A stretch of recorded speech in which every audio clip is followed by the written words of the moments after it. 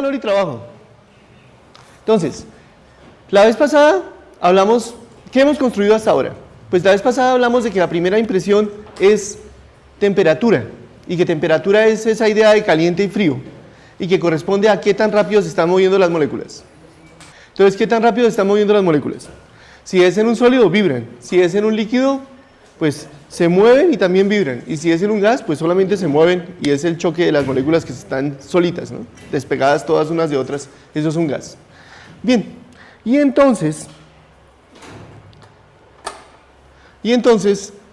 eso es temperatura. ¿Y qué es calor? Calor es la energía cinética total interna de ese movimiento. O sea, temperatura es como la energía cinética por partícula y calor es como la energía cinética total. Pero ese calor es la idea que nosotros tenemos de calor. O sea, que cuando una cosa está caliente, tiene calor, tienes esa energía cinética interna. Cuando está frío, tiene menos energía cinética interna. Pero no es como no es lo que en física se llama calor. En física calor se le dice a otra cosa. En cambio, a eso que nosotros le decimos calor, en física se le dice energía cinética interna. Y cuando yo caliento algo, y por ejemplo lo estoy calentando, entonces la energía que le estoy dando se está invirtiendo en energía cinética y va vibrando cada vez más hasta que se empiezan a romper enlaces. En ese momento la energía se invierte en romper los enlaces. Entonces en ese momento la energía, lo que cambia es la energía potencial. La energía cinética no cambia, entonces la temperatura se mantiene constante hasta que se rompan los enlaces necesarios para cambiar al siguiente estado y ahí empieza a calentarse nuevamente. Y entonces esa es la explicación de lo que llamamos calor latente.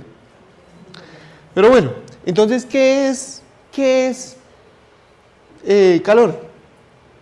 Entonces, recordemos esto de la energía cinética que les estaba diciendo, eso es energía cinética, ¿sí? Y lo que llamamos calor entonces es energía cinética interna, o sea, la energía cinética crece con la temperatura, ¿no? Como debe ser. Y además, la energía cinética por grado de libertad va a ser la temperatura, y la energía cinética total, pues va a ser proporcional a la temperatura también, pero también al número de partículas.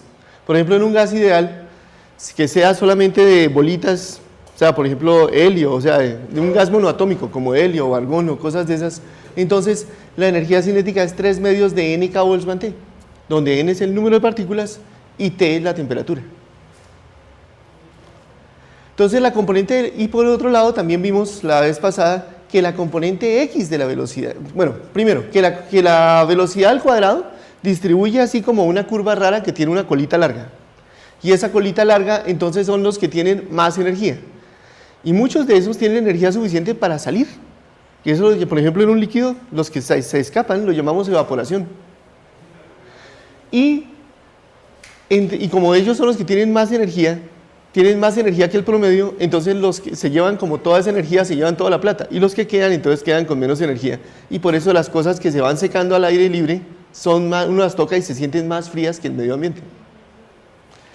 También vimos la vez pasada que las componentes x de la velocidad, o sea, los componentes de la velocidad en una dirección cualquiera, se distribuyen como una gaussiana, o sea, la mayoría son 0, y a medida que la magnitud es más grande, pues hay menos partículas con esa velocidad. Es menos probable encontrar una partícula con una velocidad muy grande hacia un lado, muy grande hacia el otro. Lo más probable es encontrarla con una velocidad casi 0.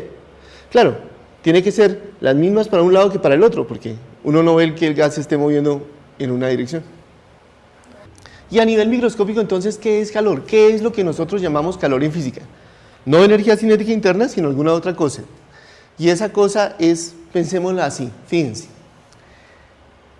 Si la temperatura es la energía cinética interna, o sea, la energía cinética de las moléculas, la energía cinética por molécula, y yo quiero aumentar la temperatura, la única forma en que puedo hacerlo es aumentando la energía cinética.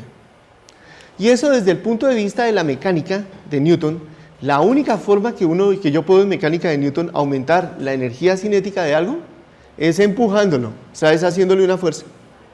Como ese beisbolista, que para acelerar la bola de béisbol, pues tiene que darle una fuerza durante cierta distancia, o como quieran, durante cierto tiempo. Y entonces, eso lo que hace es que se cumple el teorema del trabajo y la energía que vimos antes. O sea, el trabajo hecho por la fuerza total es igual a cuánto aumenta la energía cinética. Entonces, que vimos la vez pasada. Entonces, ¿por qué las cosas calientes se enfrían y las frías se calientan? Imaginemos que tenemos, por ejemplo, una molécula que es de un gas frío y viene una molécula que es de un gas caliente. Entonces, ¿qué pasa? Que la caliente se mueve más rápido. Y si la caliente choca contra la fría, entonces aquí tengo las rojas son las frías. Yo no sé quién hizo esto. Las rojas son las frías y las azules son las calientes. Y entonces las calientes le pegan las frías y las aceleran. Es lo mismo que pasa aquí arriba. Una bola caliente, ¡pum!, le pega a la fría. Entonces la que se estaba moviendo rápido le hace una fuerza a la que estaba detenida, a la que estaba moviendo lento, y la acelera. Al mismo tiempo, si yo le hago una fuerza a él, él me hace una fuerza a mí. Entonces la que estaba detenida le hace una fuerza a la que venía moviendo, y esa fuerza va en contra del movimiento, entonces la frena. Entonces, de esa manera, cuando hay un choque, la energía cinética pasa de una molécula a la otra. Y eso es lo que pasa cuando yo caliento, como pongo algo caliente en contacto con algo frío. Las moléculas que se mueven rápido chocan y empujan a las que son lentas. Entonces,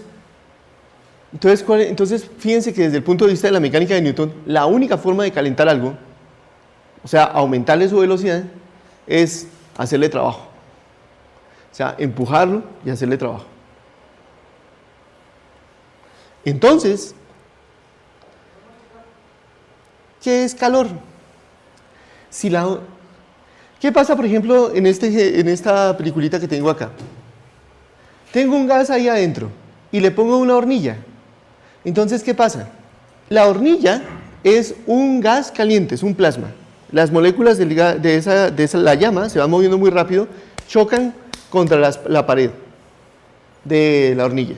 La pared entonces vibra. Si la pared vibra,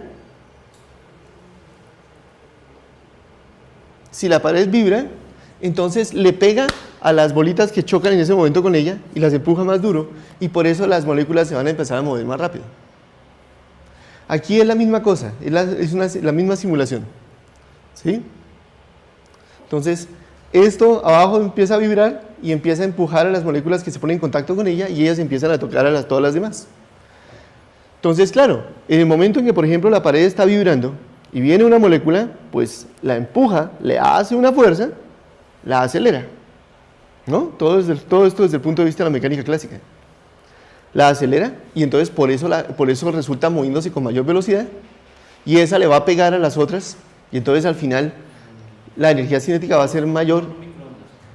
Bueno, ahí sería por absorción, ¿no? Ahorita lo vemos.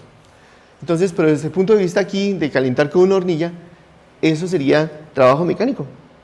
Entonces, pregunta, ¿cuál es entonces la diferencia entre trabajo y calor?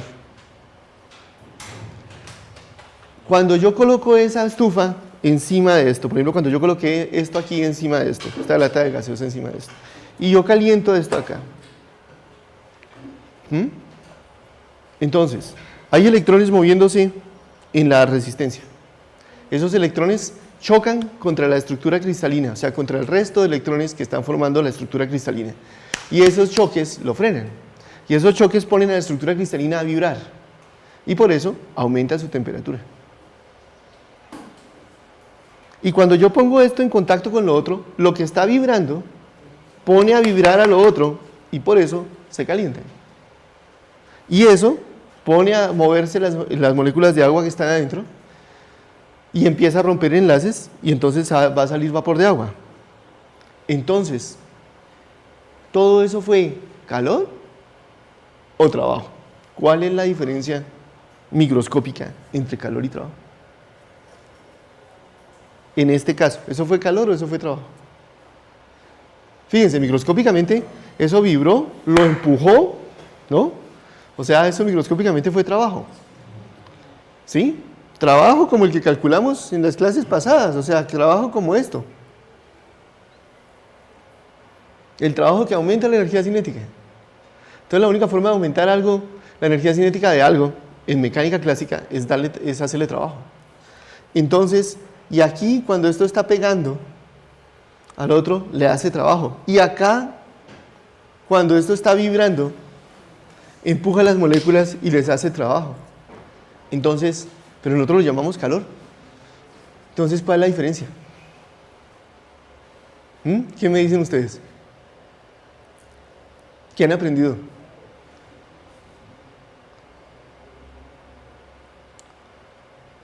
¿No?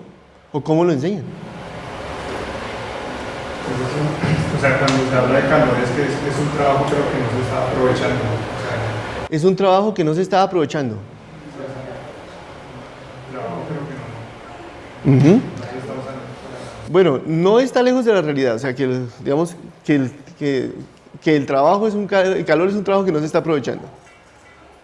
¿Ustedes qué dicen? Si buscan en los libros de bachillerato, no lo dicen. Los libros de bachillerato lo esquivan. ¿Sí? Allá en Valledupar, ¿qué dicen ustedes? ¿Cuál es la diferencia entre calor y trabajo? Trabajo, podemos decir un trabajo mecánico, como el producto de, hay un desplazamiento, una fuerza en dirección del movimiento. Sí. Y el calor es interno en la materia, o sea que el calor tiene que ser la energía cinética por medio de la molécula. Cuando hay un incremento de energía cinética por medio de las moléculas, entonces estamos realizando trabajo. ¿Y calor? Calor, como lo digo, para que haya calor, para que la diferencia entre calor y trabajo, profesor. Sí. Vuelvo y le digo, o sea, el calor es una energía en tránsito. Sí, ¿y el trabajo? También. El trabajo, sí. Bueno, entonces... Sí, son equivalentes, hay un equivalente mecánico entre el calor y la temperatura, entre el calor y el trabajo. Hay un equivalente mecánico. Ajá. Por ejemplo el trabajo, ¿listos? la medida del trabajo, del calor, perdón, de la caloría, y Ahora sí. nosotros lo podemos hacer. Ahí sí funcionó. Ajá.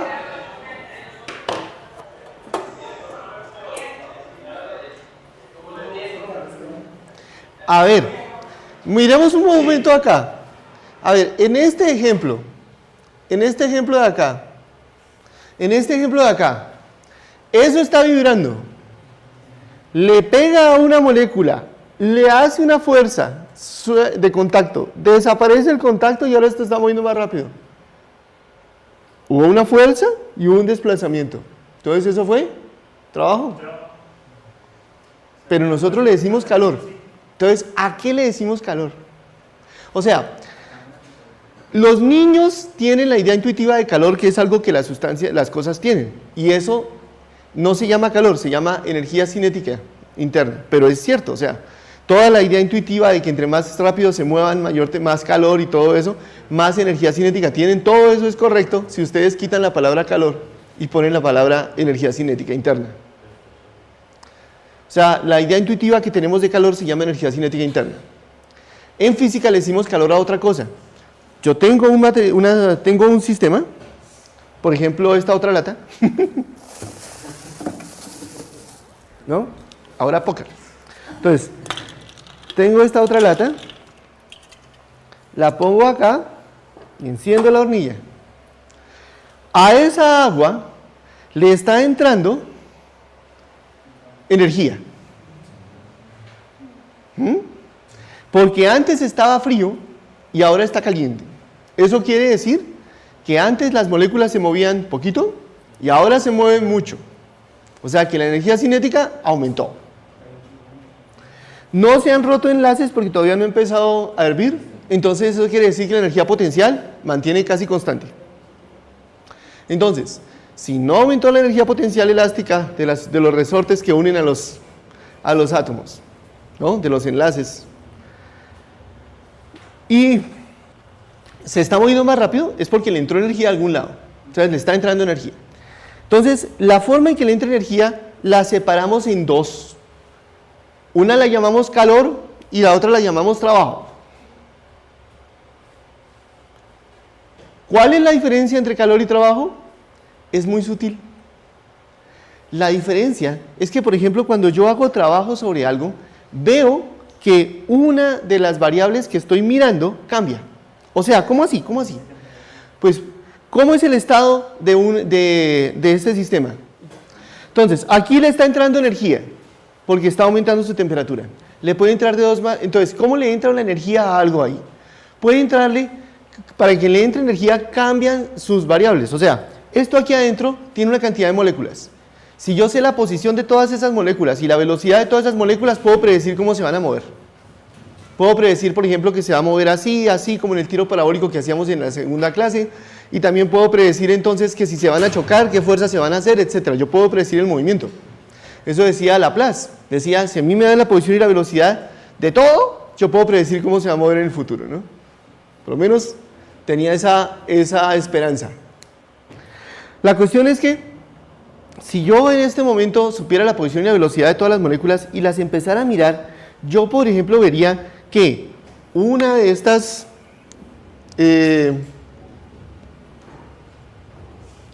que una molécula viene acá, que le chocan y vería, por ejemplo, que su velocidad aumenta. Entonces, si yo estoy mirando la velocidad de esa molécula, me doy cuenta que aumenta. ¿Cuál es el problema? El problema es que yo no quiero, me da mucha pereza, mirar la posición y la velocidad de esas 10 a la 24 moléculas que hay ahí adentro. O 10 a la 23 o 22. Son muchas. Entonces no me pongo a mirar la posición y la velocidad de todas esas moléculas. O porque no puedo, o porque no quiero. Y entonces entonces, por ejemplo, el volumen es más o menos como la posición conjunta de todo el mundo.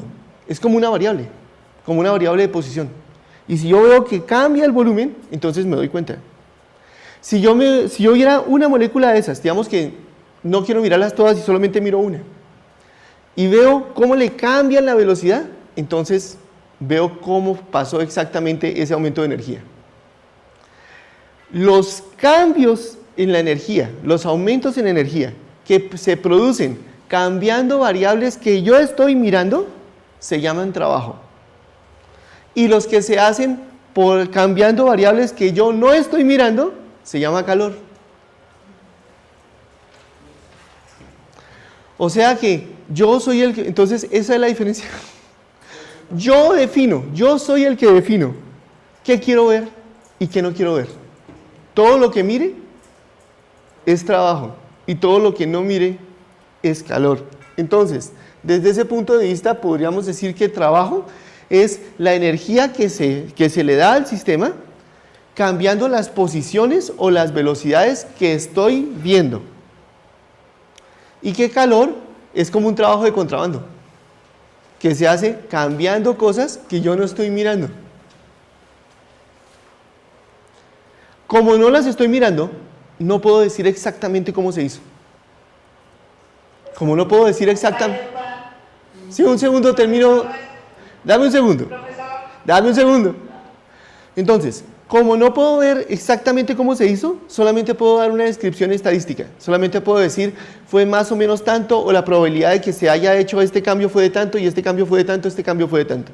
O sea, desde el punto de vista de la mecánica clásica, esa es la diferencia entre calor y trabajo. Ahora sí, Valledupar.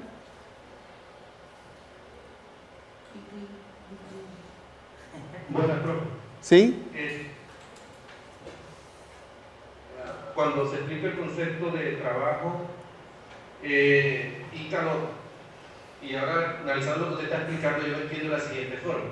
Supongamos que nosotros acá somos moléculas y estamos con determinada temperatura, por lo tanto nuestra energía cinética en promedio es baja. Bien. Si llega un cuerpo más caliente que nosotros, o sea, otro grupo de personas con bastante energía cinética y entra en contacto con nosotros, cada una de las personas que llegan nos empujan a nosotros. Sí. Lo que hace, aplican una fuerza en determinada instancia. Ese trabajo es visible, pero lo que es invisible es qué está haciendo cada uno de nosotros o qué no están haciendo las otras moléculas cada uno de nosotros. Pero en promedio, no aumenta el calor a todos nosotros, que se puede medir con lo que nos da la temperatura. O sea, mira, hay dos cosas ahí. Si tú ves una persona que llega a empujar a los demás y sabes exactamente contra quién chocó, sabes exactamente entonces qué fuerza le hizo, puedes predecir exactamente cómo se va a mover. Eso es trabajo. Eso es trabajo. Pero si esa misma persona hubiera llegado y tú no supieras exactamente en qué dirección venía, ni exactamente contra quién chocó, o porque no podías, o porque simplemente volteaste la espalda y no miraste, eso es calor. Sí, claro, sí es calor porque lógicamente es una manifestación de un hecho que no se tiene conciencia de cómo sucedió. No. Es algo invisible. No, digo, es calor porque yo no lo monitoreé, porque no pude seguir paso a paso cómo se hizo. Entonces, ¿por qué no lo monitoreó? Por perezoso. Entonces es calor. Y si me hubiera puesto el trabajo de mirar, entonces sería trabajo. O sea, la separación entre trabajo y calor en la mecánica clásica es subjetivo. ¿Sí? Es que yo miro o no. Entonces, ahora, eso aumenta, si bien sea por calor o bien sea por trabajo, eso aumenta la energía cinética interna. Entonces aumenta la temperatura. O sea, la única forma de aumentar la temperatura de algo no es metiéndole calor. Uno puede hacerle trabajo y aumenta la temperatura. Por ejemplo, ustedes pueden tener un gas en un pistón, comprimen el pistón. ¿Ahí qué están haciendo? Ven que cambia el volumen. Y el volumen es una variable que ustedes están mirando, entonces pueden saber cuánto cambió, eso es trabajo. ¿Y qué pasa con eso? Si está aislado, se calienta, aumenta su temperatura. Porque aumentó la energía cinética interna. Si cambia también la temperatura, si hay una diferencia de temperatura también es un trabajo. O sea, la diferencia de temperatura tiene que ver con la energía cinética interna. Yo puedo aumentar la energía cinética interna con trabajo o con calor. Es independiente. O sea, que aumente la energía cinética interna no me sirve para distinguir si es trabajo o es calor. Lo que me sirve para distinguir si es trabajo o es calor es que yo lo estoy monitoreando o no. Por ejemplo, un cambio de volumen en un proceso. Un cambio de volumen en un proceso, como yo estoy mirando el volumen, si yo estoy mirando el volumen, eso es trabajo. Ahora, si les da por no mirar el volumen, pues sería calor.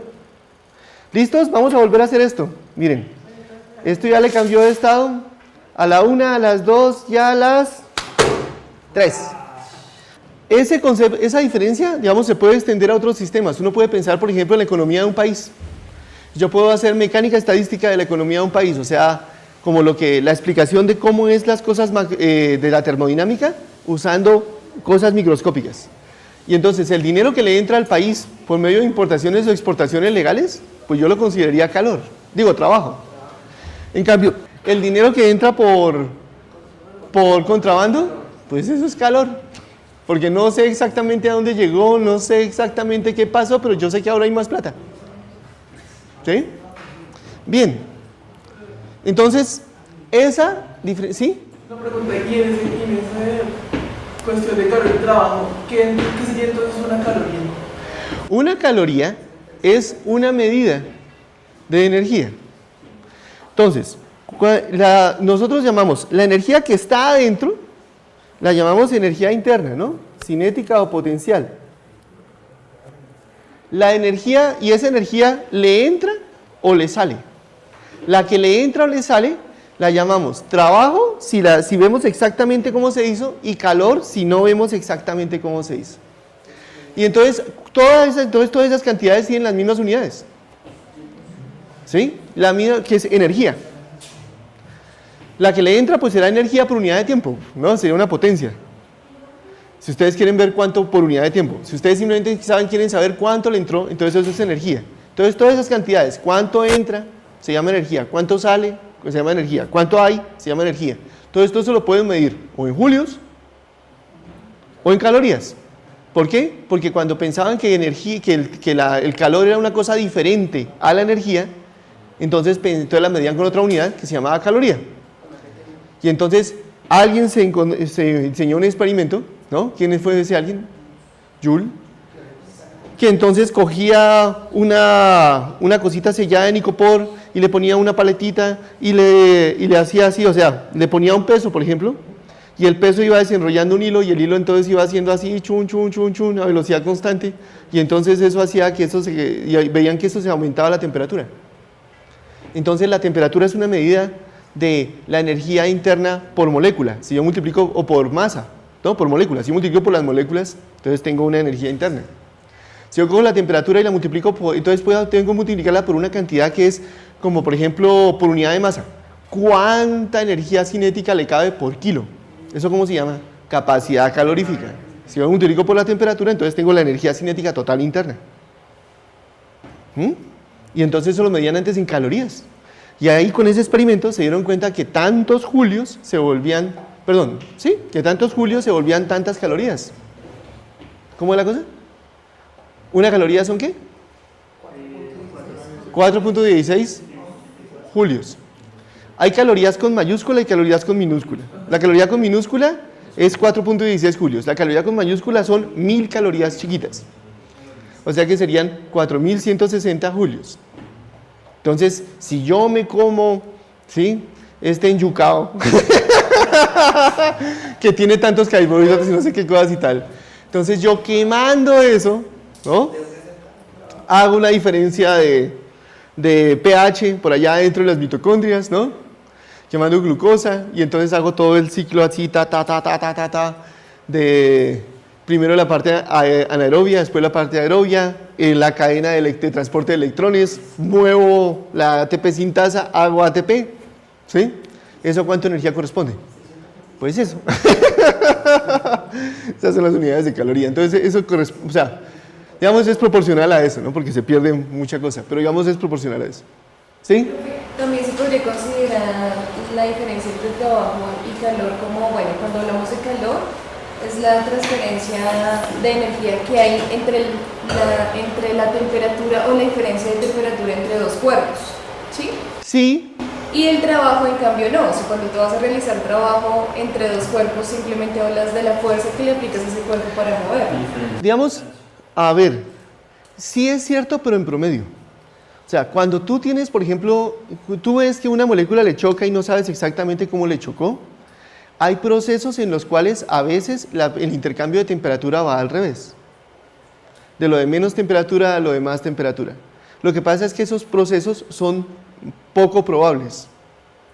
Entonces, en promedio, el calor sí va del de más temperatura al de menos temperatura. O sea, cuando vas a hacerlo microscópico, vas a ver que hay casos en donde pasa al revés, pero que si sumas sobre todos los casos, la mayoría o sea, el total va de más temperatura a menos temperatura.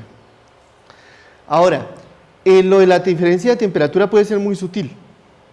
Si tú tienes un gas en contacto con algo que está a una temperatura fija, y tú expandes el gas, le entra calor. La diferencia de temperatura no es apreciable porque lo del gas adentro y lo de afuera está a la misma temperatura y tú estás haciendo una expansión isotérmica. Entonces, ahí, ¿cómo puedes decir? Pues de pronto puedes decir que cuando jalas se enfría un poquitico y entonces le entra calor. ¿Sí? Y es cierto. Entonces, pero fíjate que queda como o sea, si no no todo, y además, tú puedes tener algo caliente y algo frío y que lo que caliente le haga trabajo a lo frío. Entonces, ¿cómo haces distinguir ahí entre trabajo y calor? ¿Ves? La cosa es muy sutil. La cosa es muy sutil. Es simplemente porque decides mirarlo o no. O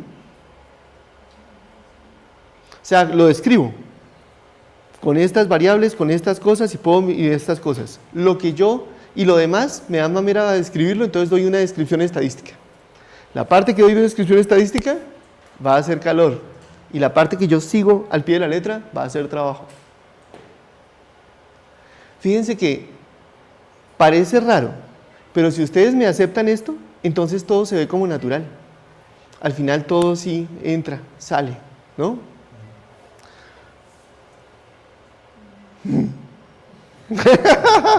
Pero claro, eso tiene un costo, que entonces parece que las cosas son subjetivas, depende de cómo yo las mire. Pues sí, señores, bienvenidos al mundo de la física después del siglo XX. No nos importa qué son las cosas, nos importa es cuánto dan cuando se miden. yo quiero predecir es cuánto va a dar cuando yo lo mida. La mecánica cuántica, por ejemplo, no predice qué son. La mecánica cuántica lo predice, no me predice dónde está. Me predice dónde puede dar, que mida yo dónde esté, cuando mida dónde esté. ¿Qué resultados me puede dar? ¿Qué sitios posibles me puede dar cuando yo mido dónde esté? Esa es la cuántica. Y en la estadística, la diferencia entre trabajo y calor es así de sutil. Pero entonces, fíjense que si ustedes me aceptan esto, el calor deja de ser algo extraño. Es lo mismo que trabajo, solamente que no lo estoy mirando.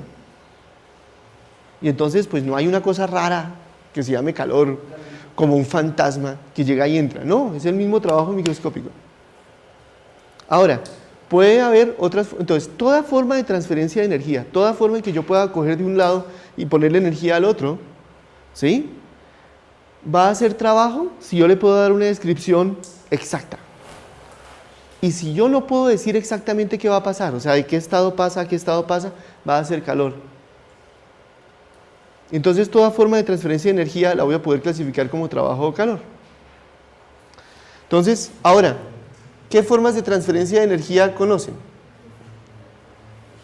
Pues, convección, conducción y radiación. Entonces, hablemos de eso. ¿Qué es conducción? Conducción es que yo, por ejemplo, hago que estas se pongan a vibrar.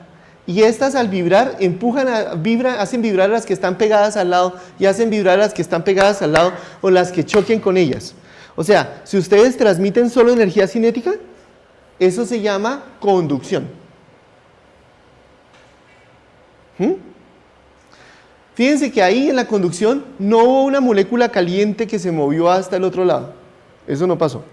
Sino que esta molécula puso a mover la otra, puso a mover la otra, puso a mover la otra, y lo que se transmitió fue la energía, sin que se movieran las moléculas. Eso es conducción. Conducción del calor. El calor siempre va de la parte más caliente a la parte más fría. De la parte más caliente a la parte más fría. Entonces, por ejemplo, hablando un poco más técnico, eso quiere decir que si yo dibujo líneas de temperatura igual, el flujo de este calor va en la dirección perpendicular a esas líneas. Eso se llama el gradiente. O sea, va en la dirección del gradiente, pero el gradiente siempre va de lo más frío a lo más caliente. Entonces el gradiente va en la dirección contraria al gradiente. Entonces, ese flujo va a ser proporcional, va a haber un flujo de energía proporcional a menos el gradiente. Y esa constante de proporcionalidad se llama la conductividad térmica. Y eso se llama la ley de Fourier. Y eso, de ahí sale otra cosa que es la ecuación de conservación de la ecuación de la temperatura, que la temperatura es la derivada con respecto al tiempo proporcional al laplaciano, o sea, la segunda derivada con respecto al espacio. Y eso es lo que llamamos una ecuación de difusión. Todo eso es conducción. ¿Sí? Esto no se lo contamos a los niños, se lo estoy contando a ustedes a ver si de pronto se acuerdan, y que cuando sepan que ven a esta ecuación, eso es solo conducción. Ese es mi punto.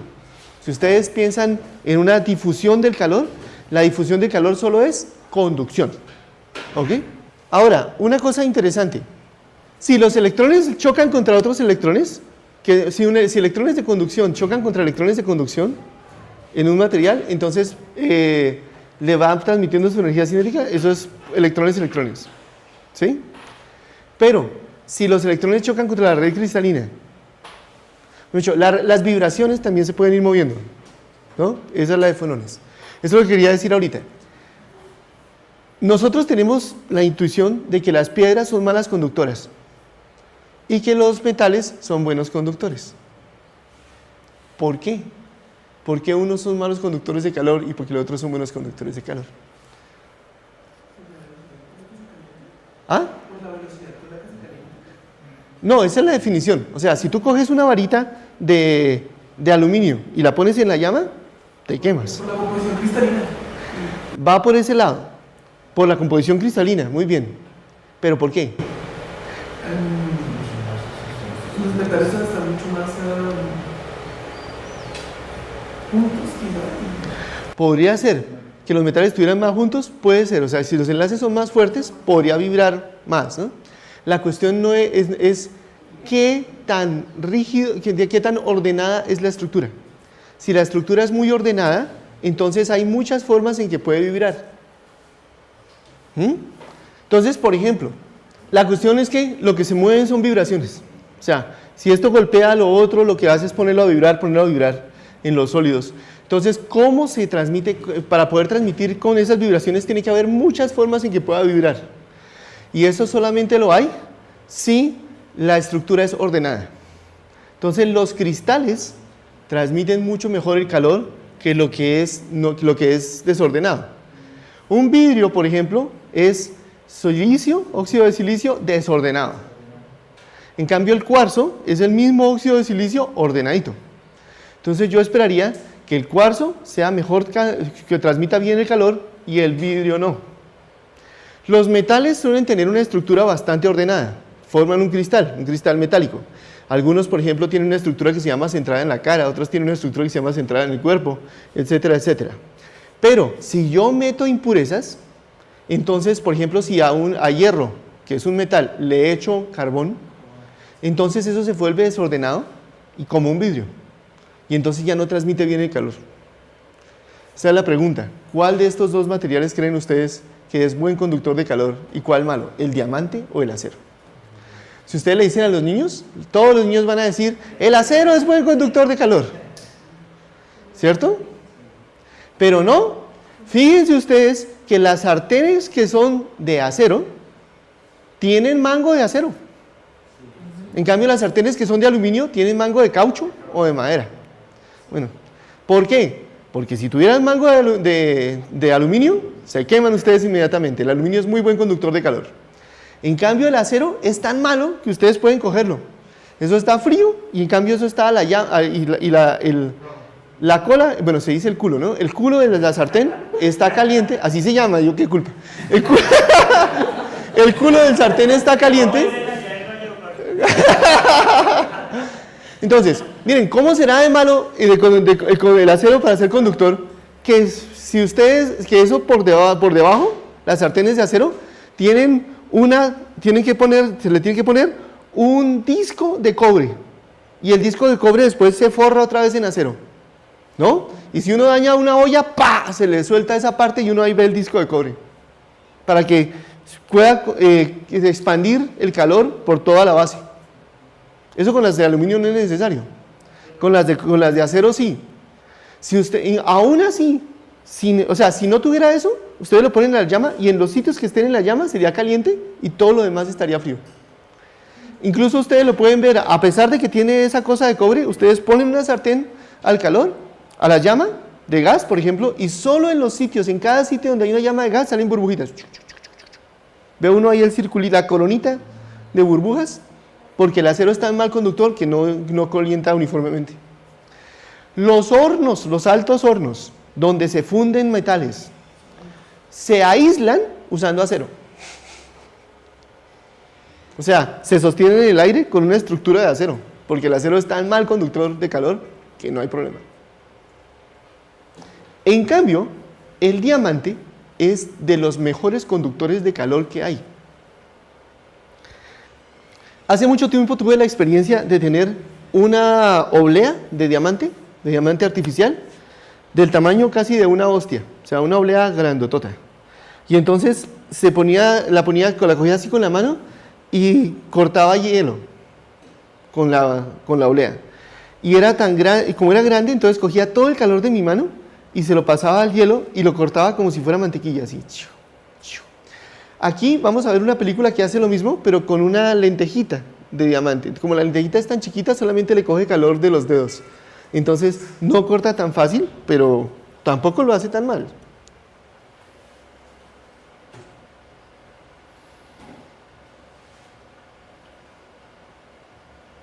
Eso es diamante.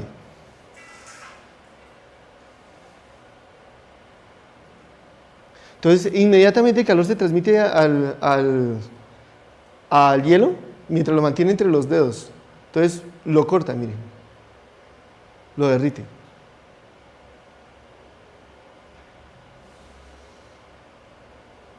¿Sí ven?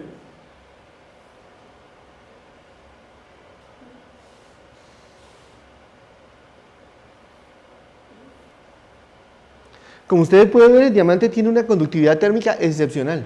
De hecho, el diamante es 2 veces más alta la conductividad térmica que la del cobre.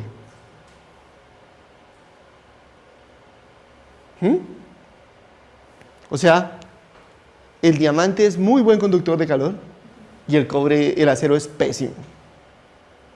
No lo esperaban, ¿cierto? Entonces, ¿por qué cocinamos en acero? Porque es que el acero es quirúrgico, o sea, el acero no se mezcla con los alimentos, en cambio el aluminio sí. Y por ahí hay algunas evidencias de que el aluminio está relacionado con el Alzheimer, ¿no? O sea, que los átomos de aluminio que llegan a llegar al cerebro de alguna manera, entonces son núcleos de condensación de los priones cuando la proteína se empieza a doblar como no es. ¿No? Pero eso todavía no está comprobado. Todavía falta mucha investigación para saber cuál es la causa del Alzheimer. Bueno, eso fue conducción. Ahora, convección. ¿Qué es convección? Es cuando los átomos calientes entran y se mueven de un lado al otro. O sea, digamos, esta región estaba fría porque todos los átomos acá vibraban poquito. Llega alguien con mucha energía, como decía el profe en Valledupar. Entró y se movió adentro, o sea, entró alguien, hubo transferencia de masa, hubo alguien que entró, entonces que traía mucha energía. Eso es convección. Y los ejemplos de convección típicos son el calor, digamos que si ustedes ponen aquí a hervir agua, ¿no? Entonces se forman celdas de convección. Y yo me acuerdo cuando chiquito que mis papás compraron esas ollas de vidrio que se llamaban Visions. Y entonces, y mi mamá siempre hacía sopa de talego, ¿no? El talego era que una vez al mes íbamos a la central de abastos y comprábamos de todo. Y durábamos 2 días procesando todo eso, o sea, cortando la habichuela en pedacitos, metiéndola 2 minutos en agua hirviendo, después en agua fría, después metiéndola en bolsas y después sacándoles el aire y poniéndolas al congelador. ¿Sí? Es que esa es la época en que yo pasé de 13 a 14 años y empieza uno a comer, ¿no? Y entonces éramos 3 familias con 3 primos en la misma edad. Y se pusieron de acuerdo, no, si no queremos quebrar, cada uno compró un congelador del tamaño de la nevera y se iban las 3 familias juntas a hacer mercado. Y entonces hacían unas bolsitas que traían mi mamá, que traía zanahoria, alberja y habichuela, ¿no? Y chun al congelador. Entonces cuando se iba a hacer una sopa, sacaba eso y yo le llamaba sopa de talego. Y entonces uno ahí veía los pedazos de habichuela dando vueltas así, los pedazos ¿no? Eso lo pueden hacer a los estudiantes. Entonces ahí se ven las celdas de convección. Eso es convección. Si ustedes lo miran desde arriba, hay una cosa muy bonita y es que si la cosa es perfectamente hecha, las celdas forman una estructura hexagonal. Eso se llaman celdas de Bernard. En el centro de cada celda el agua está saliendo y por las paredes está bajando. Eso mismo pasa, bueno, el otro ejemplo que siempre ponemos en clase es eso de cómo se genera el viento, ¿no? Entonces, por ejemplo, si estamos en la playa, la tierra se calienta mucho más rápido que el agua. ¿Por qué?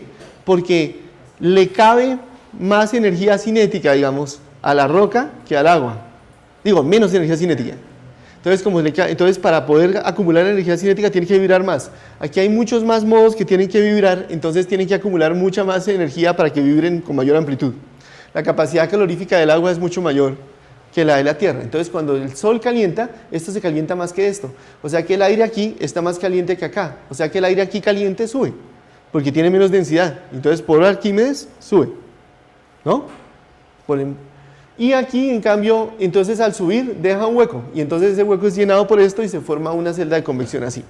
O sea que de día el viento viene del mar. En cambio de noche pasa todo lo contrario. Esto se enfrió, esto está todavía caliente. El agüita del mar todavía está caliente a las 7, 8, todavía está calientita.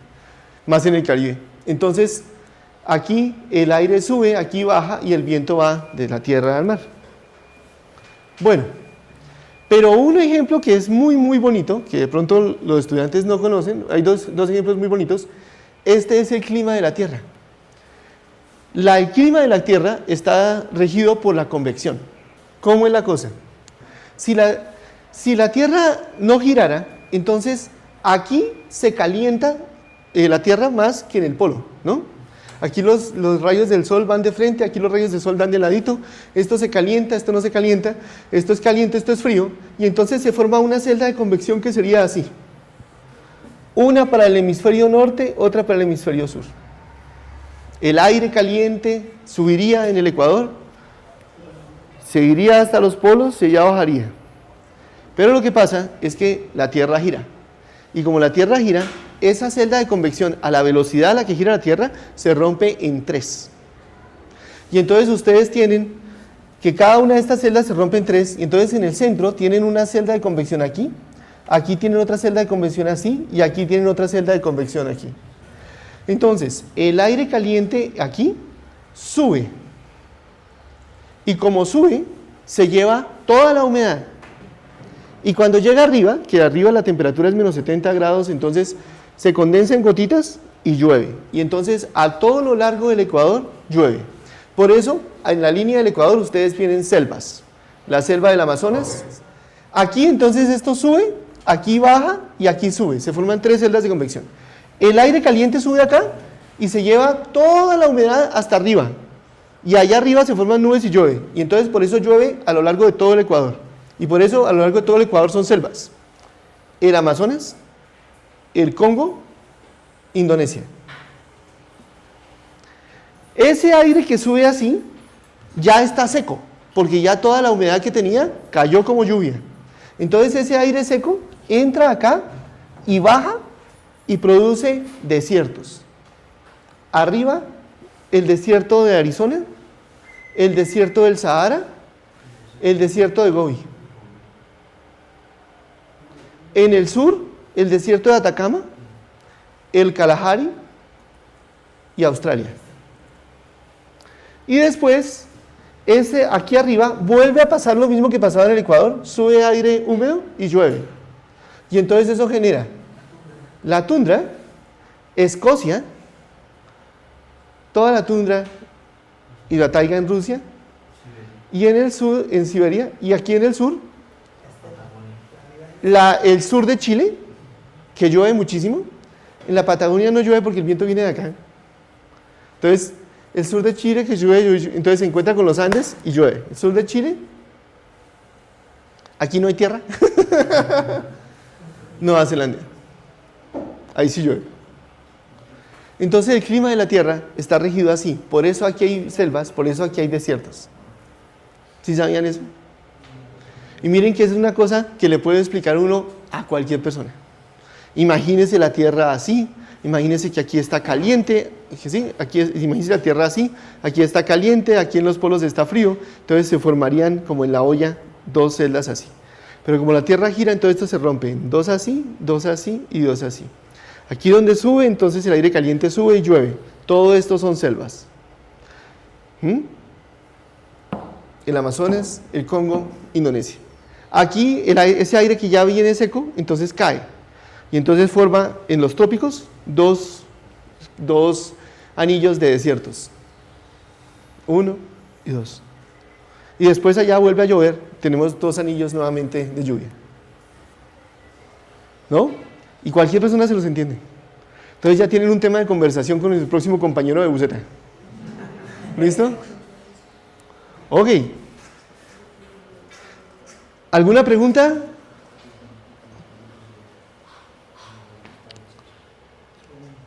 Otra cosa que también es la convección, es cómo se mueven los continentes y chocan entre ellos. O sea, ustedes saben que la Tierra es casi toda líquida. No solamente del calor del material radioactivo que está en el centro de la Tierra, sino también remanentes del último choque que tuvo la Tierra importante, hace como 4.000 millones de años, cuando chocó un planeta del tamaño de Marte contra la Tierra y formó la Luna. De ese choque todavía la Tierra está líquida. O sea, no ha tenido tiempo para enfriarse. Y entonces, los continentes son solamente como pedacitos de material enfriado, solidificado, de ese magma que está abajo, y eso flota como si fueran pedacitos de esperma sobre esperma líquido. ¿Mm? Y entonces, cuando dos cosas de esas chocan, forman los continentes. Forman las cadenas montañosas. Por ejemplo, cuando la India choca contra Asia, forman los Himalayas. Aquí también, y también hay sitios donde se genera corteza, y eso se genera por convección. ¿Mm? O sea, se forman estas plumas, y estas plumas suben por convección, y en estos sitios entonces se produce nueva corteza. Por ejemplo, la línea que hay por toda la mitad del Atlántico. ¿Mm? Y entonces se va formando corteza, y esa corteza entra por acá cuando o sea, parte de una placa se puede meter dentro de otra, y ahí entonces se forma una cadena montañosa. Y aquí pues se forma otra, ¿no? Por ejemplo, la cadena que hay a todo lo largo del Atlántico, la que pasa por Islandia. ¿Mm? Entonces, ese es otro ejemplo de convección. Y finalmente, radiación. Radiación es otra forma en que se puede transportar energía, ¿no? ¿Y eso qué es? Pues que llega luz y se absorbe. O sea, se emite luz y se absorbe. Se emite luz y se absorbe. Sería una buena pregunta saber si eso es trabajo o es calor. La verdad es que no le puedo dar una descripción estadística. Yo no sé cuál va a ser el átomo que va a absorber. Entonces es calor. El calor por radiación entonces es más bien que una cosa que está caliente, ¿sí?, produce luz de diferentes colores. Estos son los posibles colores y esta es la cuánta luz produce. Dependiendo de la temperatura a la que esté, va a producir más y más luz. Y no solamente eso, sino que el sitio donde está el máximo de luz, o sea, de qué color se ve, depende de la temperatura. Entre más caliente, más amarillo, azul. Entre más frío, más rojo o infrarrojo. Entonces, cuando uno empieza a calentar esto, se ve rojo, después se ve naranja, después se ve blanco, porque es que además del rojo se va a ver el azul y todos los colores se van a ver blancos. Pero, por ejemplo, la llama del gas es azul, o sea que es bien caliente. Eso se llama la ley de Wien. La ley de Wien dice que la frecuencia de la luz es proporcional a la temperatura. Entonces, que su longitud de onda va a ser inversamente proporcional a la temperatura. Entonces, uno midiendo así el color de la luz puede saber qué temperatura tienen las cosas. Eso es la idea de una cámara infrarroja. Entonces, por ejemplo, ustedes pueden buscar, por ejemplo, hay un terremoto como ahorita en Nepal, y tratan de ver si hay gente viva. Entonces, con una cámara infrarroja pueden ver algo brilla, entonces puede ser el dedito de alguien, ¿no?, que está ahí enterrado, y que pues desde la distancia no se va a distinguir en medio del barro. Entonces, por ejemplo, eso sirve. O uno mira la temperatura de un horno. ¿Cómo la mira? Con una pistolita de estas. Uno enfoca y la pistola entonces mira cuál es la temperatura máxima, la luz de mayor intensidad, el color de mayor intensidad, y con eso puede saber cuál es la temperatura. Ahora, si yo estoy caliente, si yo tengo una temperatura, por ejemplo, de 37 grados, yo radio en luz infrarroja. ¿Y cuánta de esa radiación te va a llegar a ti? Pues depende cuál es el ángulo que llega hasta allá. ¿Cuánta de esa luz te va a llegar, por ejemplo, a ti? Pues depende del ángulo. Si tú estás muy cerca, entonces es un ángulo grande. Si estás muy lejos, es un ángulo pequeño. Entonces, ¿qué pasa en una casa? En una casa, aquí en Colombia, la pared que está más caliente es el techo, porque el sol es muy juicioso y siempre pasa por arriba. En Europa o en Argentina, el sol no pasa por arriba. En verano hace así. Aquí el sol hace así, ¿no? En verano, allá el sol hace así. Y en invierno hace así. No pasa por arriba, ¿no? El sol hace así. Entonces, por ejemplo, en Estados Unidos y en Europa, la pared más caliente es la pared sur. En el Ecuador, la pared más caliente es el techo.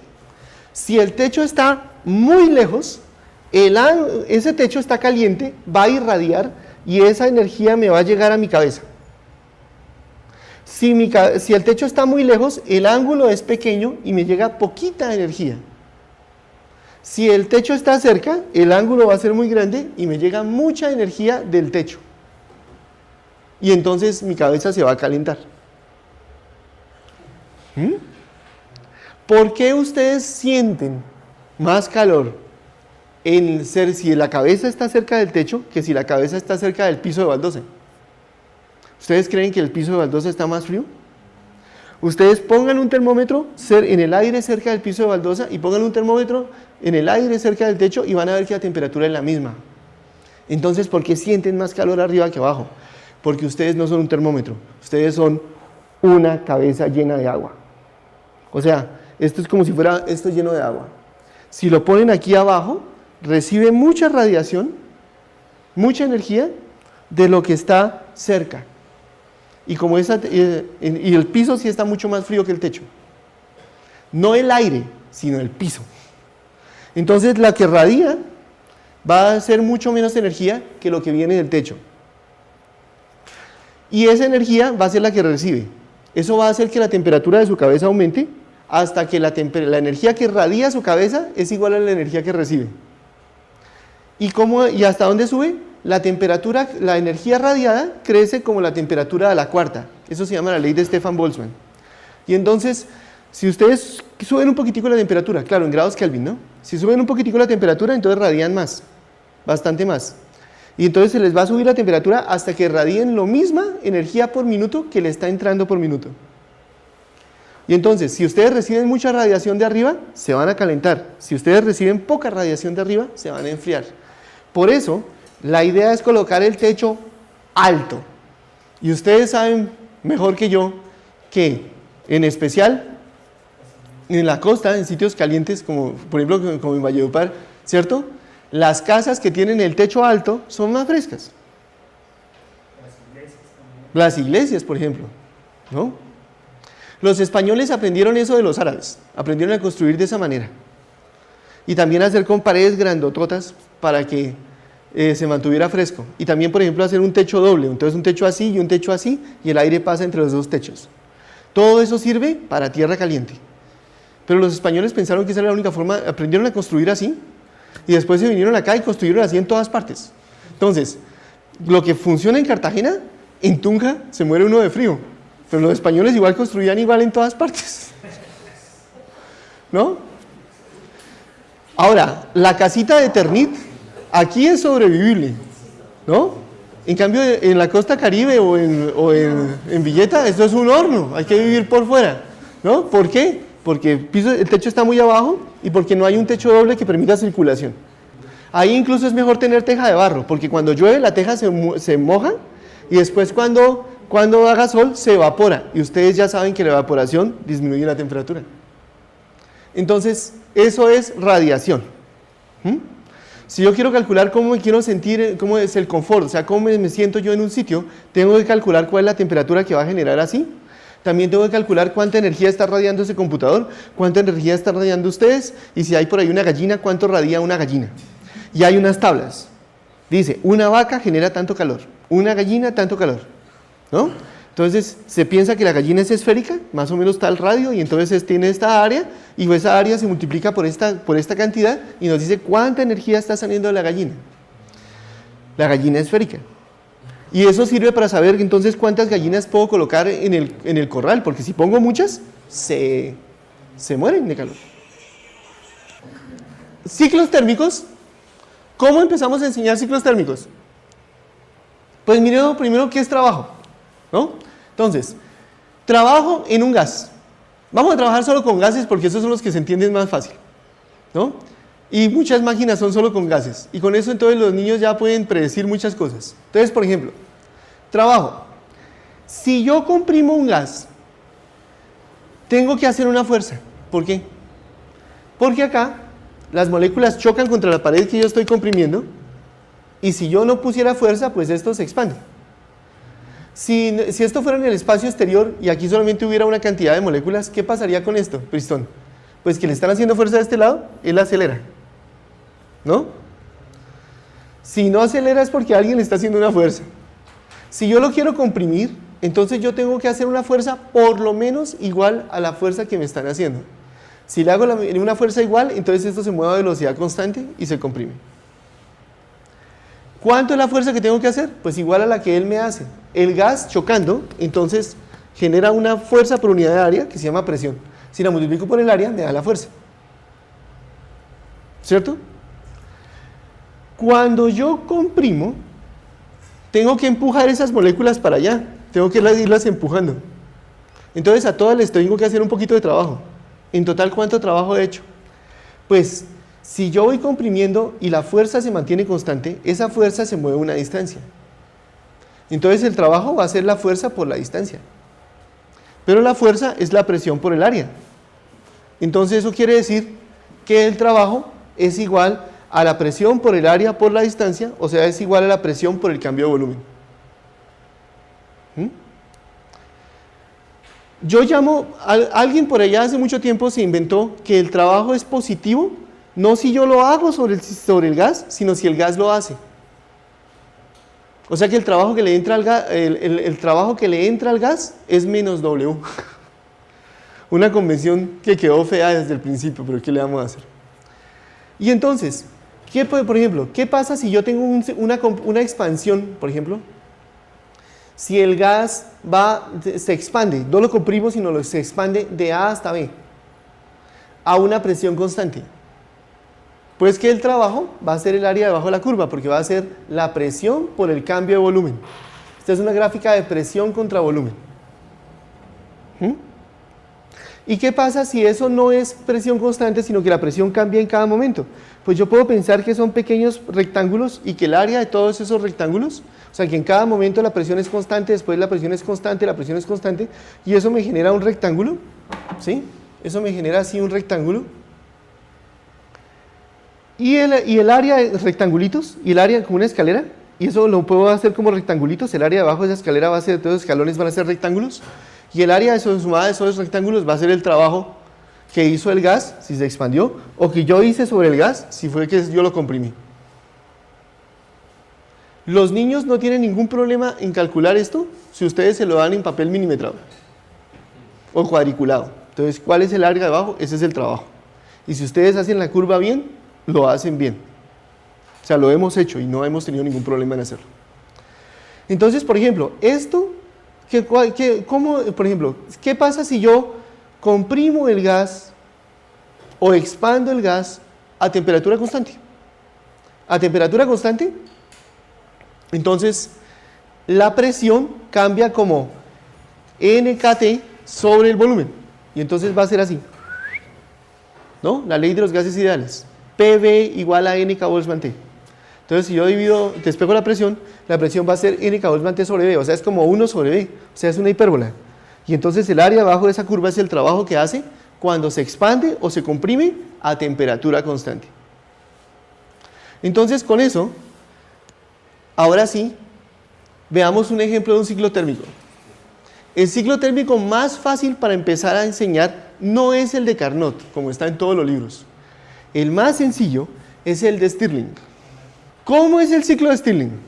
Es re lindo. Yo tengo un gas con un poquito volumen. Tengo un gas con poquito volumen. Y lo pongo en un sitio caliente. ¿Qué le va a pasar al gas? Se expande. Entonces, como está en contacto con ese sitio caliente, va a estar siempre la temperatura del sitio caliente. O sea que se expande a temperatura constante.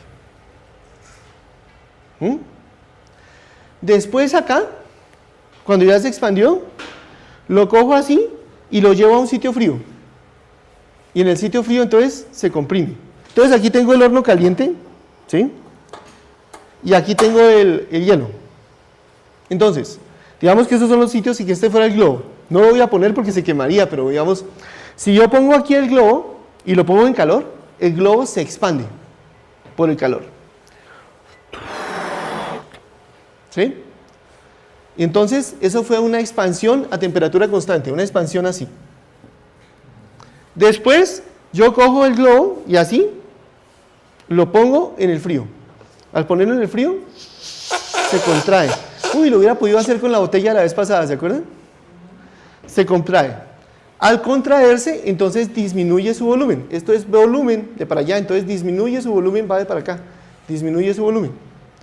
Y cuando ya esté así chiquito, lo pongo otra vez en el calor y eso nuevamente se expande. Y luego se contrae, se expande, se contrae, se expande, se contrae. Cuando él se expande, puede empujar un pistón y hacer un trabajo. ¿Cuál el trabajo hace? Toda el área debajo de esta curva grande, debajo de la curva de arriba, como vimos acá. Cuando se expande, hace todo este trabajo. El gas hace ese trabajo. Cuando se comprime, está a una temperatura más bajita. Yo lo tengo que comprimir, yo tengo que hacer comprimirlo, así. Entonces, para comprimirlo, yo tengo que hacer un trabajo. Pero el trabajo que él me hace es mucha más área que el trabajo que yo le hago. ¿Sí? Comprimir un gas frío es mucho más fácil que comprimirlo caliente. Entonces, cuando lo comprimo frío, tengo que hacer menos trabajo. Y él se expande caliente, hace mucho trabajo. Entonces, el trabajo que él hace es menos que el que yo le hago. Y cada vez que eso se expande y se comprime, puede me gano yo trabajo. Entonces, esta es una máquina térmica. Entonces, veamos varios ejemplos de esa máquina.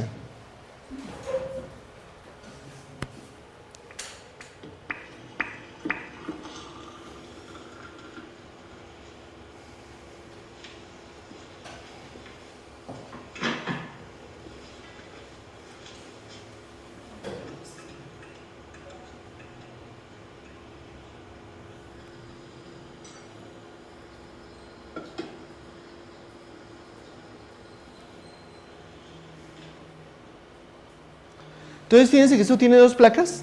La placa de abajo está caliente, la placa de arriba está frío. Y aquí adentro, eso no es un pistón. Esto lo que se mueve de abajo para arriba es un pedacito de icopor, se llama un desplazador, que cuando está arriba deja el aire abajo en contacto con lo caliente. Y cuando está abajo deja el aire arriba en contacto con lo frío. O sea que cuando está arriba es como haber llevado el gas, el aire a la parte caliente. Y cuando está abajo es como haber cogido el gas y llevarlo a la parte fría. Y ahí va. El pistón está aquí. Mírenlo.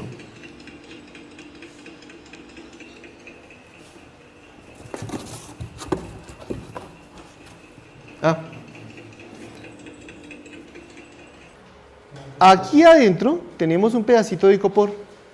El pedacito de icopor se mueve hacia arriba y hacia abajo.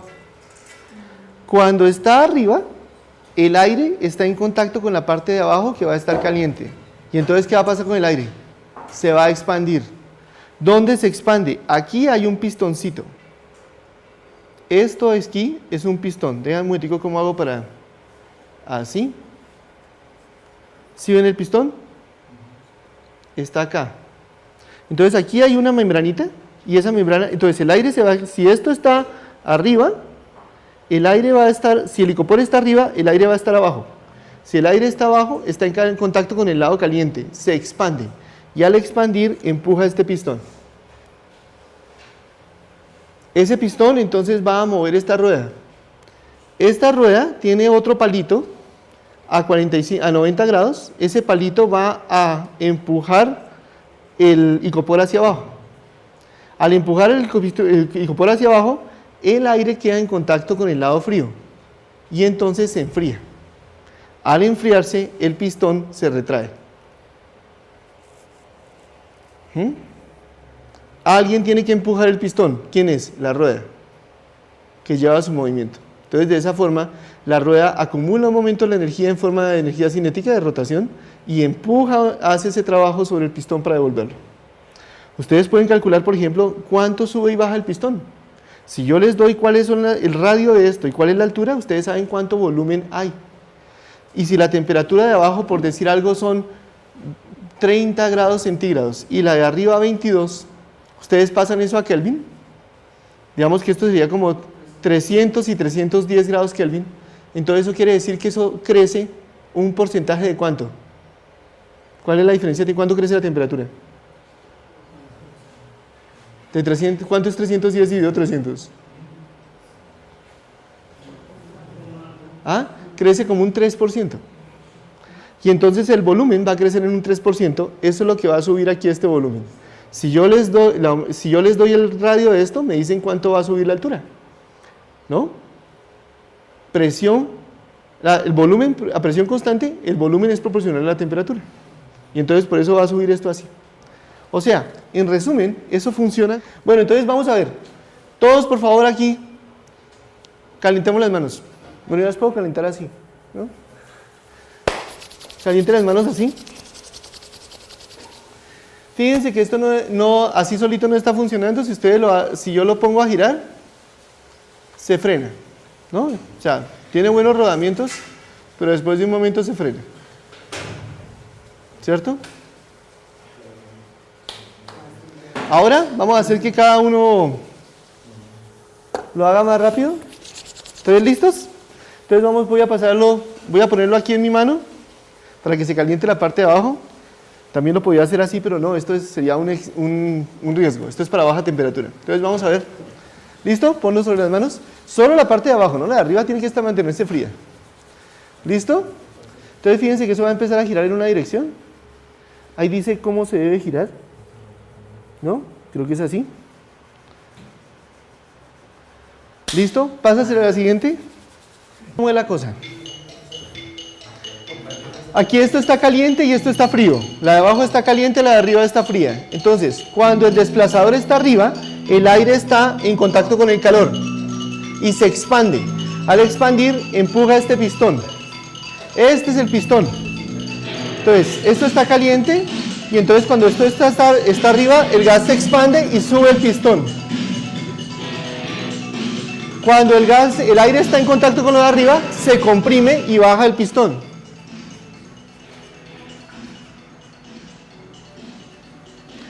Entonces, este desplazador, cuando está arriba, hace que el gas esté en contacto con lo de abajo y el pistón sube. Luego, el pistón gira la rueda, esto baja, y el aire está en contacto con lo de arriba y el pistón se contrae y el pistón baja. Aquí entonces, está en contacto con lo de abajo, sube, está en contacto con lo de arriba, baja. Entonces, para que esto suba y baje adecuadamente, está pegado a una rueda a 90 grados de desfase con respecto al palito que sube el pistón. Y ahí ya funciona. El motor de Stirling es muy fácil de armar. ¿Oh? Hay muchos videos en internet que explican cómo hacer un motor de Stirling. Por ejemplo, con latas. La lata que está aquí abajo, por ejemplo, la lata donde está el desplazador y esas cosas, tiene que ser bien rígida. Entonces una lata de gaseosa no le sirve. Tiene que ser una lata, por ejemplo, de leche o de frijoles o cosas, una lata dura. La lata, donde está la cosa. Como desplazador pueden usar, por ejemplo, una esponjilla.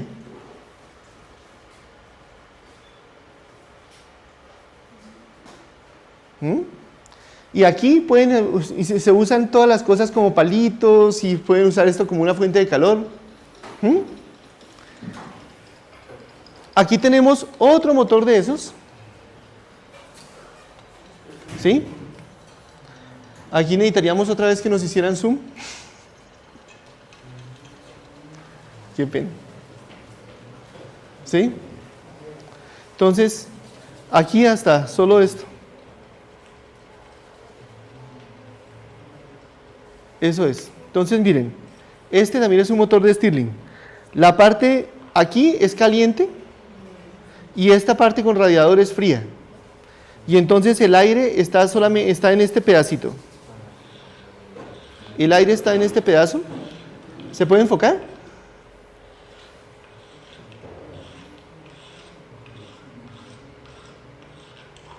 Entonces, esta parte es caliente, esta parte es fría. Y aquí adentro hay un desplazador, como el icopor. Entonces este desplazador se mueve para adelante y para atrás por esta rueda. esta rueda, entonces al moverse para adelante y para atrás, mueve el desplazador aquí y hace que el aire esté aquí en el sitio caliente o en el sitio frío. Cuando esté en el sitio caliente se expande y mueve un pistón que está aquí.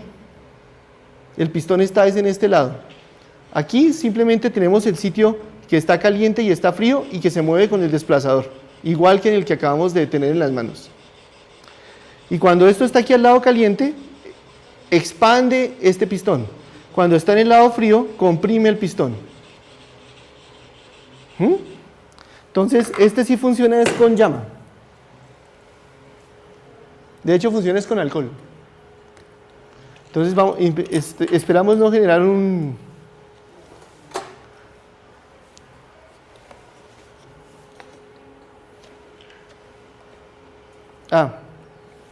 aquí.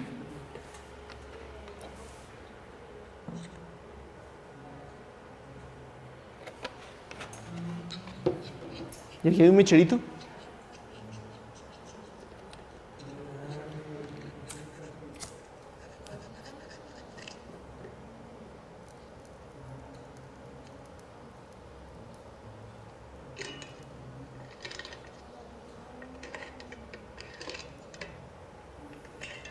Hay que darle un empujoncito.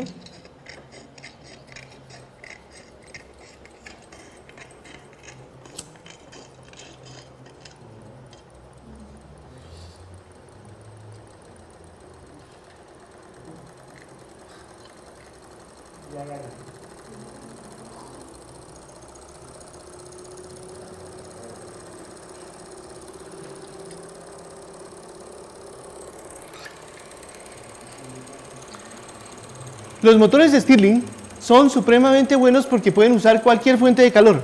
O sea, es un motor de combustión externa. Entonces, por ejemplo, se usan con energía solar, porque ustedes pueden enfocar con lentes acá el calor y ya o con platos, con espejos el calor y ya funciona. Entonces, por ejemplo, se usan para hacer neveras con energía solar y cosas de ese estilo. También se pueden utilizar para generar electricidad, porque ustedes lo conectan, tienen un generador. Entonces, por ejemplo, una forma de generar electricidad es con un reactor nuclear en una punta que genere calor y al otro lado es frío del espacio y entre los dos ponen un motor Stirling. Pero si no quieren partes móviles, pues solo por par termoeléctrico también se genera un poco de corriente, ¿no? Así funcionan los Voyager. No funcionan con un motor Stirling, sino con un par termoeléctrico. Pero también se puede generar entonces así energía. O sea, de las cosas más eficientes es esto. Con esto también se puede hacer, bueno, lograr eficiencias grandes es difícil, pero digamos lo que quiero decir es que son muy fáciles de implementar. ¿Bien? Y ahí, mire, ya lo están haciendo, ¿no? Ya van a terminar de hacerlo. Muy bien, hay muchos tipos de motores de Stirling.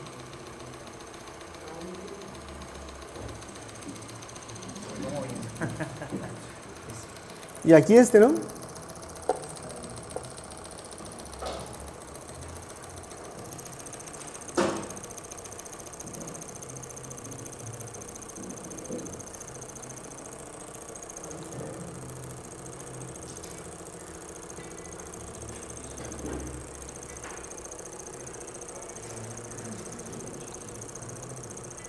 Bien. Entonces, ahora hablemos de los otros ciclos. El que normalmente, bueno, ahí hasta que se enfríe y se le acabe, ahí todavía tiene la llama encendida. ¿Ah? ¿Se va a caer? No, no creo. Bueno.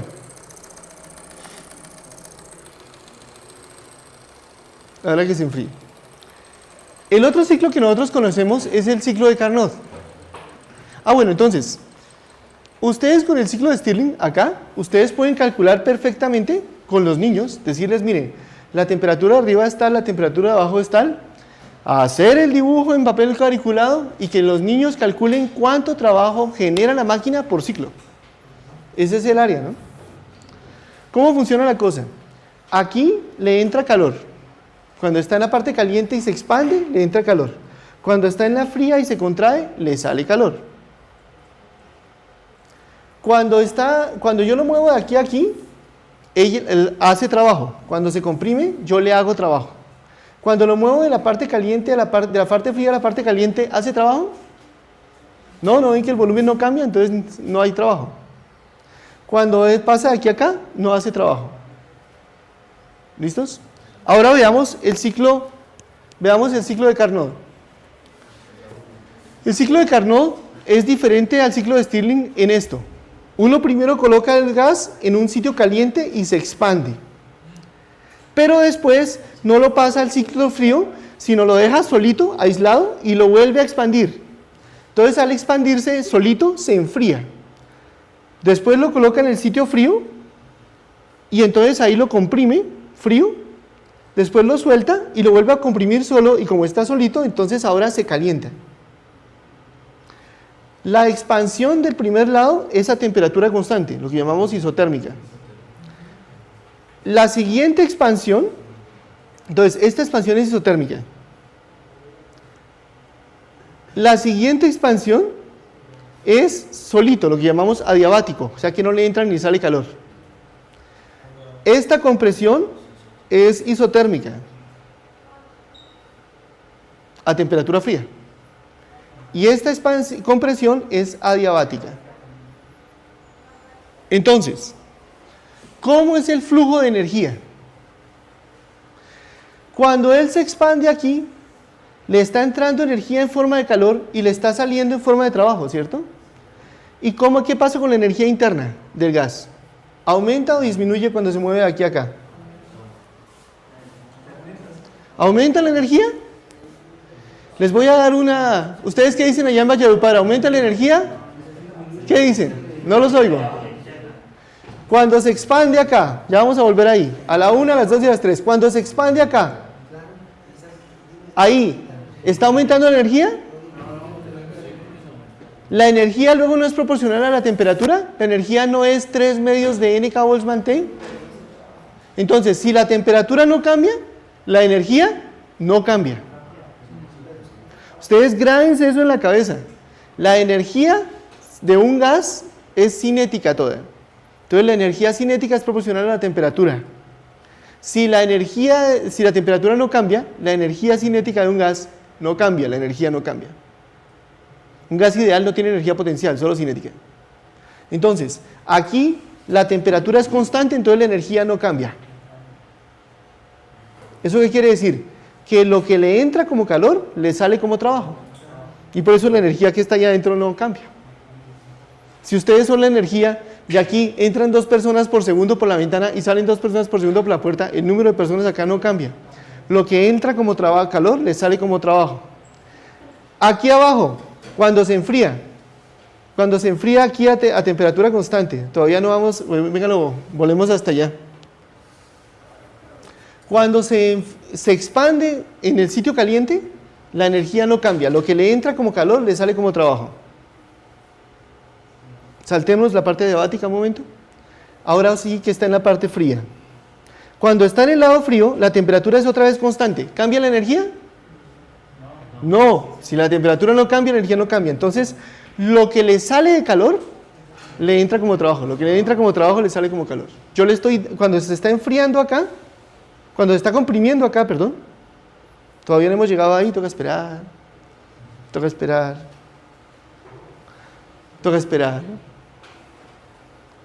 Todavía no. No, todavía no. Cuando está en contacto con el baño frío, a temperatura constante, cuando está en contacto con el baño de la fuente de frío, digamos, con el baño frío, esto está a temperatura constante, entonces lo que yo le meto de trabajo para comprimirlo, le sale como calor, le sale al baño frío. Entonces aquí la energía es constante, aquí la energía es constante, aquí lo que le entra de trabajo, le sale de calor. Perdón, lo que le entra de calor, le sale de trabajo. Aquí lo que le entra de trabajo, le sale como calor. Ahora sí hablemos de estos dos lados. En este lado le está solito y yo le estoy sacando trabajo. Entonces le estoy sacando trabajo y no le estoy metiendo nada. ¿Qué pasa con la energía? Disminuye. Por eso se enfría. ¿Sí? Aquí, por ejemplo, está solito. Yo le meto trabajo y no le sale calor. ¿Qué pasa? La energía aumenta. Por eso se calienta. ¿Qué es calentar? Que pasa de esta hipérbola de frío a esta hipérbola de calor. Miren. se calienta, aumenta su temperatura. Entonces, ¿cómo entonces es la cosa? Resumen, cuando está a temperatura caliente, la energía es constante. Lo que le entra de calor le sale de trabajo. El trabajo es el área debajo de la curva. Aquí se sigue expandiendo, le sigue saliendo trabajo, pero no le entra calor, entonces se enfría, la energía disminuye. La energía disminuye, se enfría. Aquí se comprime a temperatura constante, la energía es constante. Lo que le meto de trabajo para comprimirlo le sale como calor. Aquí está solito, yo lo sigo comprimiendo, le estoy metiendo energía, pero no le sale, aumenta la energía, aumenta la temperatura. Y así es el ciclo de Carnot. Entonces, aquí hace trabajo como en el ciclo de Stirling, aquí también hace trabajo, en el de Stirling no, porque eso es simplemente así. Entonces, aquí, pues entonces sí hay un área bajo la curva, sigue haciendo trabajo. Aquí ahora yo le meto trabajo para comprimirlo a temperatura constante. Y ahora yo le meto trabajo acá. Entonces ahora otra cosa, ¿cómo es el ciclo de dónde entra trabajo, dónde sale calor? Aquí no entra calor y sale trabajo. Aquí sale calor y aquí no sale calor. O sea, aquí entra calor, aquí no, porque es adiabático. Aquí sale calor, aquí no. En este sale trabajo, aquí también sale trabajo. Aquí también entra trabajo, aquí también entra trabajo. Bien, ese es el ciclo de Stirling. De Carnot. Esta es la última slide.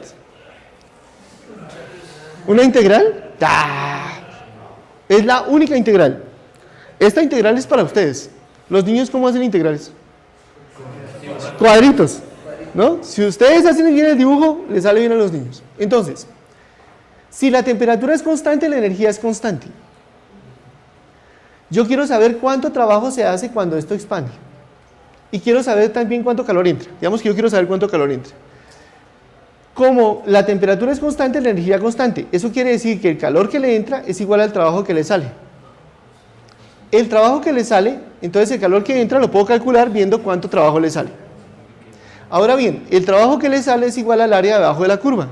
O sea, va a ser la integral desde el volumen BA hasta el volumen B de P de B. Pero la presión por los gas ideal es igual a NK Boltzmann T sobre el volumen.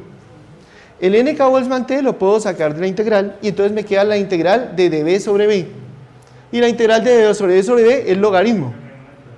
Entonces queda el logaritmo de B evaluado entre BA y BB. Entonces queda el logaritmo de BB sobre BA, o sea, el logaritmo del volumen final dividido por el volumen inicial. ¿Listos?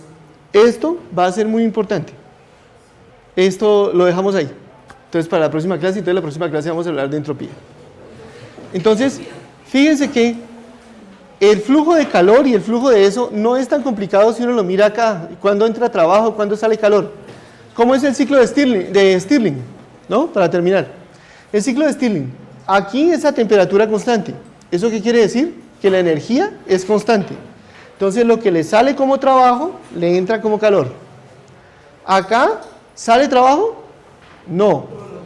Pero sí se enfría. Eso quiere decir que tuvo que salirle calor. Porque pasó de esta temperatura a esta temperatura. De esta temperatura a esta temperatura. O sea que se enfrió. O sea que le tuvo que salir calor, aunque no hubo trabajo. Aquí se comprime a temperatura constante, la energía es constante, le mete trabajo, pero eso le sale como calor. Y acá no hay trabajo, pero se calienta. O sea que le tuvo que entrar calor. Entonces fíjense que en el ciclo de Stirling aquí, energía constante, cero trabajo, cero trabajo. El ciclo de Carnot, en cambio, es, el ciclo de Carnot es energía constante, cero calor, cero calor.